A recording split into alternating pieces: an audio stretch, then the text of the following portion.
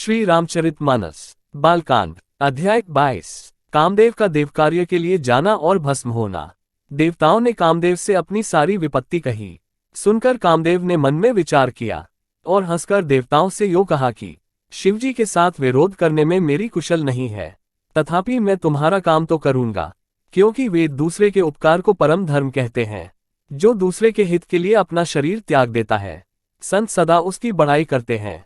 यो कह और सबको सिर नवाकर कामदेव अपने पुष्प के धनुष को हाथ में लेकर वसंतादि सहायकों के साथ चला।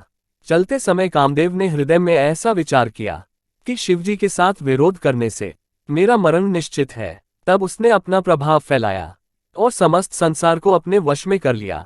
जिस समय उस मछली के चिन्ह की ध्वजा वाले कामदेव ने कोप किया, उस समय क्षणभर में ही वेदों की सारी मर्यादा मिट गई। ब्रह्मचर्य, नियम, नाना प्रकार के संयम, धीरज, धर्म, ज्ञान, विज्ञान, सदाचार, जप, योग, वैराग्य आदि विवेक की सारी सेना डरकर भाग गई। विवेक अपने सहायकों सहित भाग गया। उसके योद्धा रणभूमि से पीठ दिखा गए। उस समय वे सब सद्ग्रंथ रूपी पर्वत की कंदराओं में जा छिपे, अर्थात ज्ञान, वैराग्य, संयम, नियम, सदाचार आदि ग्रंथों में ही लिखे रह गए। उनका आचरण छूट गया। सारे जगत में खलबली मच गई और सब कहने लगे, हे विधाता, अब क्या होने वाला है? हमारी रक्षा कौन करेगा? ऐसा दो सिर वाला कौन है जिसके लिए रति के पति कामदेव ने कोप करके हाथ में धनुष बाण उठाया है? जगत में स्त्री पुरुष संज्ञा वाले जितने चराचर प्राणी थे, वे सब अपनी अपनी मर्यादा छोड़कर काम के वश में हो गए। सबके हृदय में काम की इच्छा हो गई।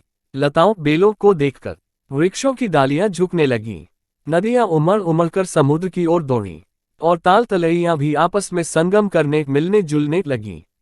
जब जड़, वृक्ष, नदी आदि की ये दशा कही गई, तब चेतन जीवों की करनी कौन कह सकता है? आकाश, जल और पृथ्वी पर विचरने वाले सारे पशु पक्षी अपने संयोग का समय भुलाकर काम के वश में हो गए। सब लोग कामांध होकर व्याकुल हो गए। चकवा चकवी रात दिन नहीं देखते। देव, दैत्य, मनुष्य, किन्नर, सत, प्रेत, पिशाच, भूत, बेताल, ये तो सदा ही काम के गुलाम हैं। ये समझकर मैंने इनकी दशा का वर्णन नहीं किया। सिद्ध, विरक्त, महामुनि और महान योगी भी काम के वश होकर योगरहित या स्त्री के विरही हो गए। जब योगीश्वर और तपस्वी भी काम के वश हो गए, तब पामर मनुष्यों की कौन कहे? जो समस्त चराचर जगत को ब्रह्म में देखते थे, वे अब उसे स्त्री में देखने लगे। स्त्रियां सारे संसार को पुरुषमय देखने लगीं और पुरुष उसे स्त्री में देखने लगे। 2 घड़ी तक सारे ब्रह्मांड के अंदर कामदेव का रचा हुआ ये कौतुक तमाशा रहा। किसी ने भी हृदय में धैर्य नहीं धारण किया। कामदेव ने सबके मन हर लिए। श्री रघुनाथ जी ने जिनकी रक्षा की, केवल वे ही उस समय बचे रहे। 2 घड़ी तक ऐसा तमाशा हुआ जब तक कामदेव शिवजी के पास पहुंच गया। शिवजी को देखकर कामदेव डर गया। तब सारा संसार फिर जैसा का तैसा स्थिर हो गया। तुरंत ही सब जीव वैसे ही सुखी हो गए जैसे मतवाले नशा पिए हुए लोग मद नशा उतर जाने पर सुखी होते हैं। दुराधर्ष, जिनको पराजित करना अत्यंत ही कठिन है, और दुर्गम, जिनका पार पाना कठिन है।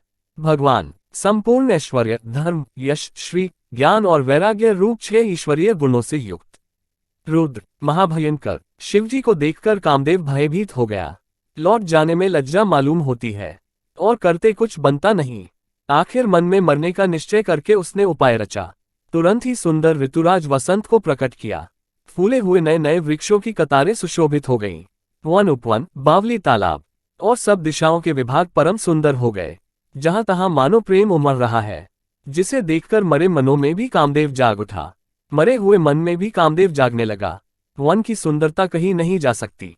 कामरूपी अग्नि का सच्चा मित्र शीतल मन सुगंधित पवन चलने लगा।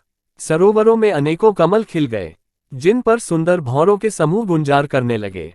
राजहंस, कोयल और तोते रसीली बोली बोलने लगे और अप्सराएं गा गाकर नाचने लगीं। कामदेव अपनी सेना समेत करोड़ों प्रकार की सब कलाएं उपाय करके हार गया, पर शिवजी की अचल समाधि न डिगी। तब कामदेव क्रोधित हो उठा। आम के वृक्ष की एक सुंदर डाली देखकर मन में क्रोध से भरा हुआ कामदेव उस पर चढ़ गया। उसने पुष्प धनुष पर अपने 5 बाण चढ़ाए और अत्यंत क्रोध से लक्ष्य की ओर ताककर उन्हें कान तक तान लिया। कामदेव ने तीक्ष्ण 5 बाण छोड़े जो शिवजी के हृदय में लगे। तब उनकी समाधि टूट गई और वे जाग गए। ईश्वर शिवजी के मन में बहुत क्षोभ हुआ। उन्होंने आंखें खोलकर सब ओर देखा। जब आम के पत्तों में छिपे हुए कामदेव को देखा तो उन्हें बड़ा क्रोध हुआ, जिससे तीनों लोग कांप उठे। तब शिवजी ने तीसरा नेत्र खोला।